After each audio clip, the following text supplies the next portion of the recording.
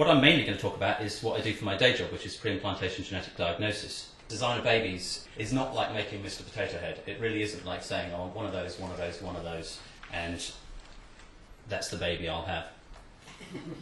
Just to show a series of embryos here, generated through in vitro fertilization, and each of them has had a single cell taken at the 8-cell stage on day 3 of development.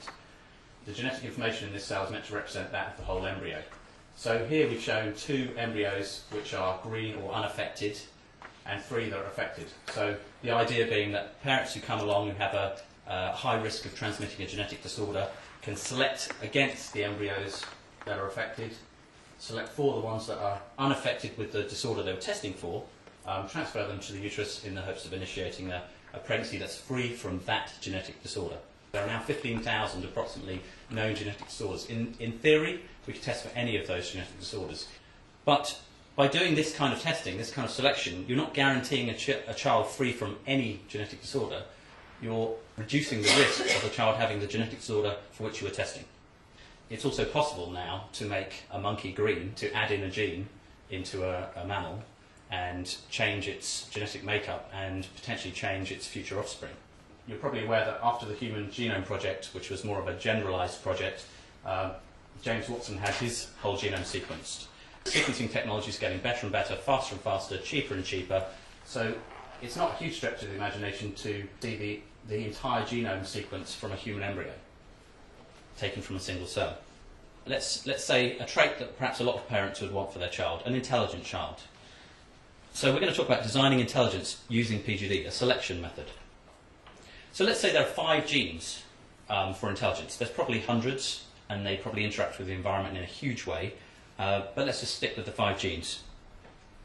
So to get high performance for each of those 5 genes together in the same embryo or baby, you need 1,000 babies. You would need 5,000 embryos, which is a woman doing IVF every month, having a reasonable stimulation every month for 40 years. The scope of PGD is tiny. Okay, there were 690,000 live births in the UK in 2007, and the latest data from the HVA, which licenses PGD, says there were 39 live births from PGD. So it really is a drop in the ocean.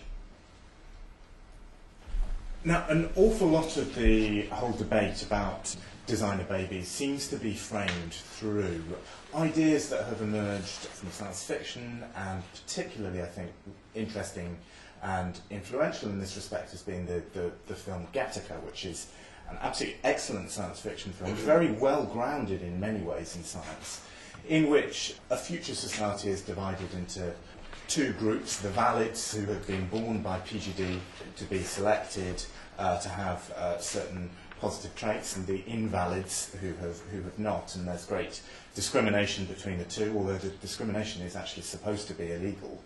That's a vision, a sort of apocalyptic dystopian vision, as it were, that has really fed through into the whole debate about PGD, embryo selection, and designer babies.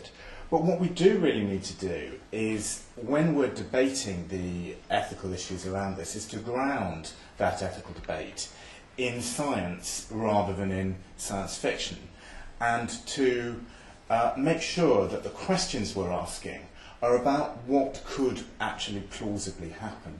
And there are, as Alan has already alluded to, quite a number of reasons why certainly PGD as it currently exists, and even the very powerful new approaches to PGD that are being developed by teams like Alan, in which you can first of all select for pretty much any gene you want to, and secondly, you can in principle piggyback a large number of genes so that you're not just testing potentially for the cystic fibrosis gene, say, but you're also looking for as many others as you want. And that does potentially open up the idea that you might be able to screen for traits that are influenced by multiple genes, intelligence, good looks, etc., if you knew what those genes were. But I still think, even given that, its scope is going to be extraordinarily limited by science.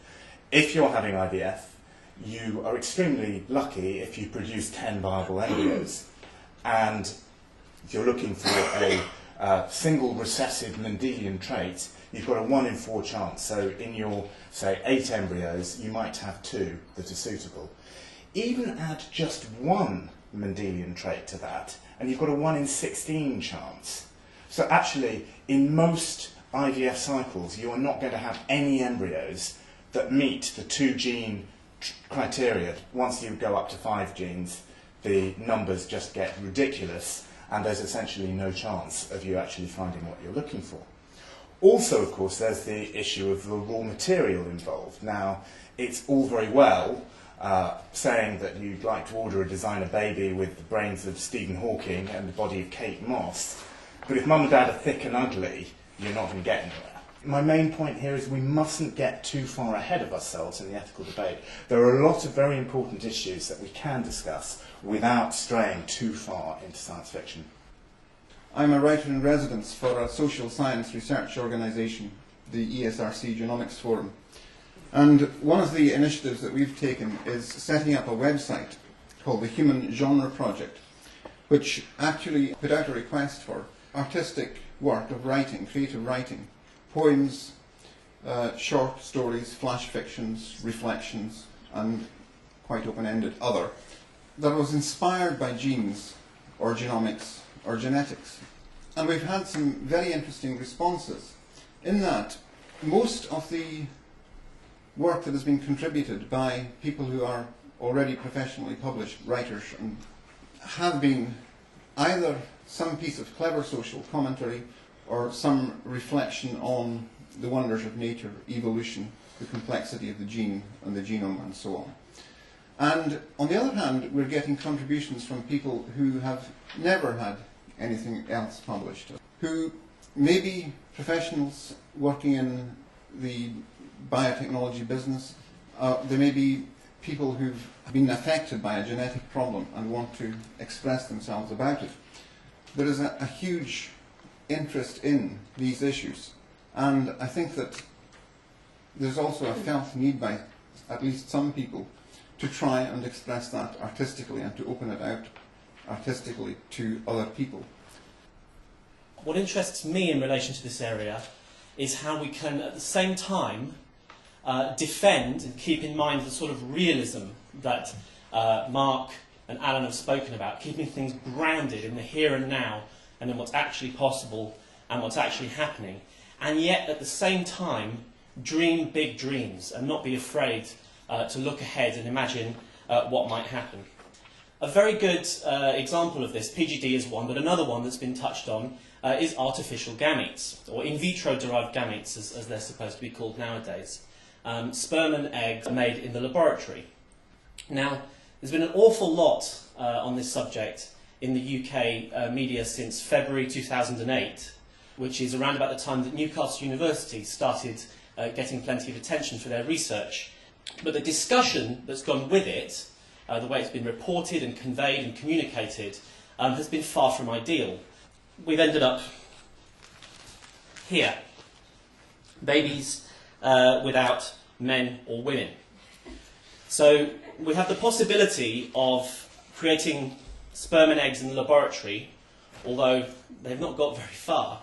And we have a discussion that sort of leaps several stages ahead as to what might happen if we cross the gender barrier, you know, how civilization is going to collapse if lesbians and single women can just reproduce with each other or with themselves, and if gay men can then go off and have their own children and so on and so forth. And all that's actually happening is that in Newcastle, some scientists have been trying to see if they can get sperm-like cells to swim, much less do anything else like fertilise an egg. And in Stanford, all they're trying to do is figure out how eggs and sperm developed and what can go wrong in that process and what can lead to disease by recreating it in the laboratory. So we have a big divergence here. Nobody comes out of it looking good. Everyone can do better. Scientists can communicate their work better, and journalists can report on things better. We, the public, can be better educated about things. In short, I agree to a point with Mark that realism and proportion and peer review and responsible this, that and the other are all extremely important. We need to keep in mind what's happening, what's really happening in the here and now, and not get carried away with ourselves. I also think that dreaming is very, very important. I don't think civilization and its achievements were built on an evidence base. I think they were built on dreams and ambitions and beliefs. For all the caveats and the difficulties surrounding these artificial gametes that I've just mentioned, there is a bit of me that cannot help seeing them as part of a bigger trajectory. There's part of me that can't help but see them as a step towards possibly removing the reproductive cycle from the human body altogether. The idea that in vitro fertilisation might be extended to in vitro gestation and in vitro incubation has so many problems and challenges involved with it, it's really not going to happen in the here and now. But is that a trajectory that I have some investment in and some excitement about? Yes, I do. If someone says your dream future is one where everything natural about human reproduction is subordinated to technology and human choice, if your dream future is one where everything traditional about the human family and the way it's structured is thrown open to question, then I say, well, you're goddamn right, that's my dream future. Now let's have an intelligent argument about it. My question is how to craft a good piece of legislation that's going to last for another 20 years. Because what we've got in the legislation now is an absolute prohibition on any reproductive use of artificial gametes. Have we become too sensitive to how people might respond to new science? Because the reason why the government took some persuasion was because they were concerned of how people would react when hearing the phrase, what does that mean? My God, we're creating a mixture between a cow and a human. This is terrible. It takes time for people, for the science to come out, for people to assimilate it, to debate it, discuss it. And it seems to me that there's a danger that we become far too safe, if you like. Immediately to that, you're right, we are being safe, but at the end of the day, when I'm doing my day job, I have to work within the regulations that have been set up, for better or worse. The role of Parliament and legislation in all of this should be to set broad parameters of what society is willing to accept, rather than trying to micromanage the scientists in what they can and can't do. That's a job for professional regulatory bodies. Although I think the HFEA is over large and actually regulates a lot of stuff it doesn't need to regulate. Politicians have an important role, but the quality of scientific debate in the House of Commons is pathetic by and large. As I think we saw in the embryo bill, there were probably 4 or 5 MPs who actually knew what they were talking about. At least they were elected. They were elected, and I think that's important. But I mean, I would love to see the quality of that debate go up. I fear it's actually going to go down. I think that, on the one hand, what we don't want to be regarding the scientists or people like Alan as Frankenstein, but the other, and we have to keep arguing against that, as it were, model of the evil scientist tampering with life for nefarious reasons. But on the other hand, we have to encourage scientists in particular to stop thinking about the public as at any time liable to turn into a mob of peasants with pitchforks. There's a real quietude and consensus around the way that this area is regulated in the UK, for better or for worse, which dates all the way back to the work of the Warnock Committee in the early 1980s and the agreement upon the fact that the embryo has a special moral status and what that moral status consists of. It was a very clever compromise addressing a number of different interests that has allowed things to move on. But there is a sense in which a naked confrontation of moral worldviews over the embryo has not happened. In the absence of that happening, more and more refuge is taken in the evidence base, very important, but the morals don't necessarily get addressed and had out. Historically, people have always been extremely suspicious of any new science, and there's always been the sort of cohort of people who are terrified of anything new, but people who never have learned to fly, people have been constantly suspicious of the aspiration and the dreams provided by the then science fiction. So just because something is possible doesn't mean we shouldn't try it. Why shouldn't we just go for broke? Why shouldn't we have, a well full of Einsteins and Hugh Menuhins or whatever? What I just really wonder about, though, sometimes is the way that we frame what is an ethical discussion and what isn't, because it seems to me that so much of this discussion is assuming that ethics should be about preventing things from happening and from worrying about them. So virtually the entire ethical discussion about reproductive technology is about the dangers of progressing in a particular direction, whereas we have incredibly little ethical discussion about the ethical imperative towards carrying out particular forms of research and developing medical technologies. And I get very frustrated about that, because I actually think that there is a huge moral and ethical imperative that says why we should be developing techniques that can better enable humanity to overcome diseases. You know, there are historical examples where wider social movements and wider orientation towards the future has allowed very important developments, one being the contraceptive pill. I mean, we're always very struck by discussions I've been in with people involved in synthesising that technology, that their ability to providing a massively important resource for womankind was made possible by a wider social climate. In other words, it was a climate open towards sexual revolution that allowed that technology to spread and develop. But it wasn't the pill that created the sexual revolution. The relation between the two is the other way around.